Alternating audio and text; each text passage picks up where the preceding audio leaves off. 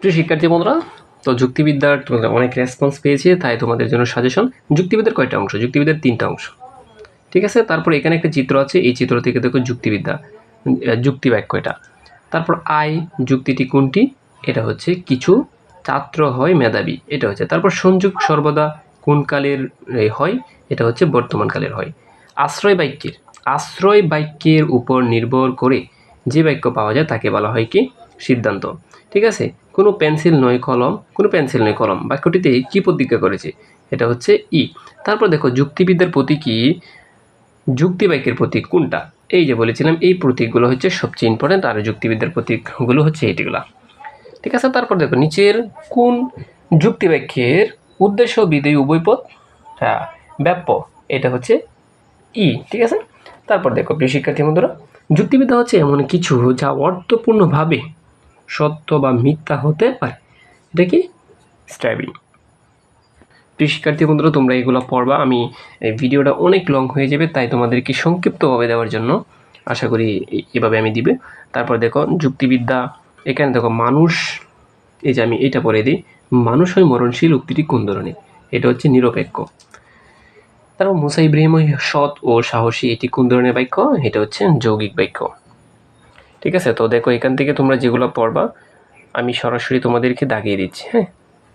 এগুলো সবগুলো এখান থেকে পড়তে হবে, প্রত্যেকটাই পড়বা, খুব ভালো করে পড়বা। এই যে উত্তরগুলো আমি দিয়ে দিলাম, তারপর তোমরা এখান থেকে দেখবা, হ্যাঁ। এই যে দেখো এখানে বলছে গঠনগত দিক থেকে একটি যুক্তি বাক্যের কয়টা অংশ? এটা হচ্ছে 3টা অংশ। প্রিয় শিক্ষার্থী বন্ধুরা, প্রত্যেকটা যদি আলোচনা করতে চাই তোমাদের, তাহলে আমার অনেক লেট হয়ে যাবে। প্রত্যেকজনের সাজেশন আমার তৈরি করতে অনেক লেট হয়। আচ্ছা, তো দেখো এটা পড়বা। এখানে বলছে দেখো কোনো মাছ নয় দ্বিপদ। দ্বিপদ শব্দের অর্থ হচ্ছে কি? মানে হাতি আর কি, বুঝছো? এটা কোন ধরনের? এটা হচ্ছে সার্বিক নঞ্চ। তারপর যদি কেহ যুক্তিবিদ্যা বুঝে পড়ে তবে তার চিন্তা সুশৃঙ্খল হয়। কি বলা হয়? পাক্ষিক। পাক্কলিক হয় না, না তো বা এটা কি হয়? পাক্কলিক হয় না বা পাক্ষিক হয় না, সঠিক হয় না। তারপর দেখো এখান থেকে, এই যে যদি বর্ষা আসে তাহলে কদম ফুল ফুটবে কিন্তু এটা, তার মানে এটা কি বলছে? এই যে দেখো মাত্র যেটা বললাম। আচ্ছা, তো এখান থেকে এগুলো পড়বা একটু দেখো। এইটা বিশেষ করে মোস্ট ইম্পর্টেন্ট। গুণ ও পরিমাণ অনুসারে যুক্তি বাক্য কত প্রকার? এটা হচ্ছে 4 প্রকার, ঠিক আছে। লোকটি বাসে বা ট্রেনে ডাকা যাবে, উক্তিটি কোন ধরনের বাক্য? এটা হচ্ছে বৈকল্পিক। দেখো প্রিয় শিক্ষার্থী, এখান থেকে প্রত্যেকটা তুমি ভালো করে দেখবা, ইএমসিকিউগুলো পড়ে যাবো, আশা করি কমন পড়বে, ঠিক আছে। এই যে এখন এই সিরিয়ালটা দেখবা, তোমরা একটু রিডিং পড়ে ভালো করে বুঝবে, যেটা না বুঝো আমাকে জাস্ট কমেন্ট বক্সে জানাবা তোমরা, ঠিক আছে। তারপর উদ্দীপক, এই যে একটা বলছে কোন যুক্তি বাক্যের অন্তর্গত, এটা পড়বা। কিছু কিছু যুক্তিবিদ হন আবেগপ্রবণ। এই যে দেখো কিছু কিছু যুক্তি, এটা সাংকেতিক উদাহরণ কোনটা হবে? এটা চাই, মানে কিছু কিছু আবেগবিদ যারা আবেগে কথা বলে, একে বলে যুক্তি। যেমন আবেগে অনেকে বলে আমি আই লাভ ইউ। এখন আমি এটা কোনো দার্শনিকের যদি বলে, তাহলে এটা কি? এটা কোন যুক্তিবিদ হবে? এটা হচ্ছে আবেগ। যেমন এখন গ্রীষ্মকাল, এটা কি হয় বলতো? ঋতুটি হয় গ্রীষ্মকাল। সকল আম মিষ্টি নয়, এটা এটা এটা কি বাক্য? দেখো, কিছু আম নয় মিষ্টি, এটাকে ঘুরিয়ে বলা হয়, ঠিক আছে। তারপর মানুষ কখনোই সুখী নয় বাক্যটি রূপান্তর করলে কোন পদ পাওয়া যায়? এটা কোনটা পাওয়া যায়? এটা হচ্ছে ই পাওয়া যায়, ই কে পাওয়া যায়। তো শিক্ষার্থী বন্ধুরা, তারপর দেখো আমরা এখান থেকে একটু দেখব, এই যে সকল, এটা একটু ভালো করে দেখবা। সকল গোলাপ ফুল নয়, এই বাক্যটিতে কি বুঝাইছে? এই বাক্যটিকে কি বুঝাইছে বলো? এই বাক্যটিকে বুঝাইছে 2 নং, কিছু সুন্দর বস্তু হয় গোলাপ, এটা। তারপর সকল আম মিষ্টি নয়, এটা কিছুক্ষণ আগে পড়িয়েছি তোমাদেরকে। এই যে এখান থেকে এটা লিখবা। আচ্ছা, এখানে আছে দেখো, এই যে সার্বিক শতার্থক যুক্তি বাক্যের চিহ্ন হচ্ছে কি? সকল, ঠিক আছে। এটা ভালো করে দেখবা এখান থেকে। এই যে দেখো পদের ব্যাপকতার বা ব্যাপ্তির নিয়ম কোনটি? এটা হচ্ছে 2টি বা কয়টি? এটা হচ্ছে 2টা। ব্যাপকতা বলতে আমরা কি বুঝি? ব্যাপকতা হচ্ছে পদের প্রসারণতা। পদের ব্যাপকতা কি প্রকাশ করে? এটা হচ্ছে ব্যাখ্যার্থক। আর যথার্থক এটা কিন্তু প্রকাশ করে না। সার্বিক নঞ্চ পদের কোন কোন পদ ব্যাপ্য বা ব্যাপকতা, এটা হচ্ছে বিধেয়। আর হচ্ছে কি, এই যে দেখো, এটা উদ্দেশ্য আর হচ্ছে বিধেয়। আমরা এখন এই সূত্রটি কে বলছেন? এই সূত্রটি কে বলছেন? আর যুক্তিবিদ্যার প্রধান সূত্র হচ্ছে এটা খুব ইম্পর্টেন্ট, এবছরের জন্য একটু দাগিয়ে নিবা, ঠিক আছে? সুইনবার্ন, ঠিক আছে?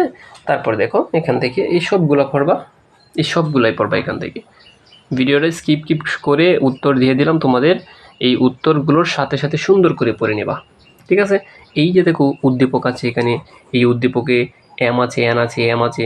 এখানে কি বলছে দেখো, যে সকল পদ 2 কোন যুক্তি বাক্যের পদের ব্যাপ্তি নির্দেশ করে? এটা হচ্ছে ও, ঠিক আছে?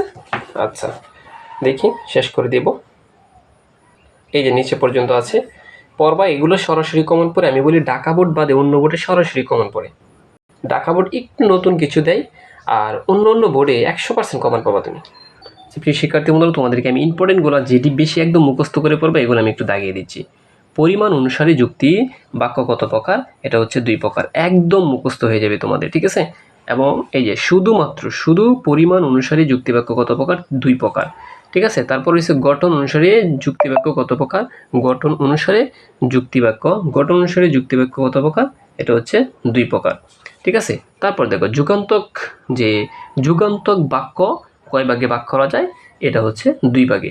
এগুলো সব ইম্পর্টেন্ট, কারণ প্রকারগুলো থাকবেই, ঠিক আছে? কেবল শিশুরাই সরল বাক্য, অথবা মানে শিশুরাই হচ্ছে সরল। আমি এই জন্য এটা বলি শিশুরাই হচ্ছে সরল বাক্য।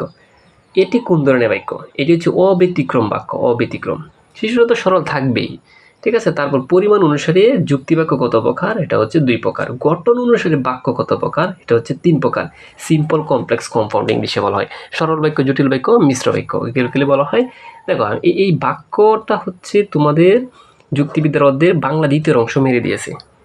তারপর আমি যে কিছুক্ষণ আগে বলছি যে সকল আম মিষ্টি নয়, এই বাক্যটা এত ইম্পর্টেন্ট। এই বাক্যটা অনেক কিছু বুঝিয়েছে, ঠিক আছে? তারপর দেখো যে এখন গ্রীষ্মকাল, এই বাক্যটি যৌক্তিক রূপ কোনটা? এটা হচ্ছে যে ঋতুটি হয় গ্রীষ্মকাল। এটার উচ্চারণ হচ্ছে, আমরা শিখে এসেছি গ্রীষ্মকাল, কিন্তু এর উচ্চারণ হচ্ছে গ্রীষ্মকাল, ঠিক আছে? বাংলা দ্বিতীয় যারা ক্লাস করেছো তাদের উচ্চারণ খুব ভালো করে পারছো। তারপর দেখো সকল আম মিষ্টি নয় বাক্যটির যৌক্তিক রূপ কোনটা? এটা হচ্ছে কিছু আম মিষ্টি নয়। একটি ব্যতীত সকল ধাতুই শক্ত বাক্যটির যুক্তি বাক্য রূপান্তর কোনটি? অর্থাৎ এই বাক্যটাকে রূপান্তর করবা। এখন দেখো কিছু ধাতু শক্ত হয়। তো প্রিয় শিক্ষার্থী বন্ধুরা, তারপর বলছে যে মানুষ কখনো সুখী নয়। এটা খুব ইম্পর্টেন্ট এই বছরের জন্য। এটা হচ্ছে এটা হচ্ছে প্রিয় শিক্ষার্থী বন্ধু, তোমাদের পরবর্তী পার্ট আসছে বিধেয়ক জিনিসটা কি ব্যাখ্যা সহকারে বোঝাবো, এবং ইম্পর্টেন্ট 100% কমন সাজেশনের জন্য তোমরা অপেক্ষা করো, কমেন্ট করো। এই ভিডিওর মাধ্যমে যদি 100 কমেন্ট হয় তবেই তোমার এই পার্ট পাবা।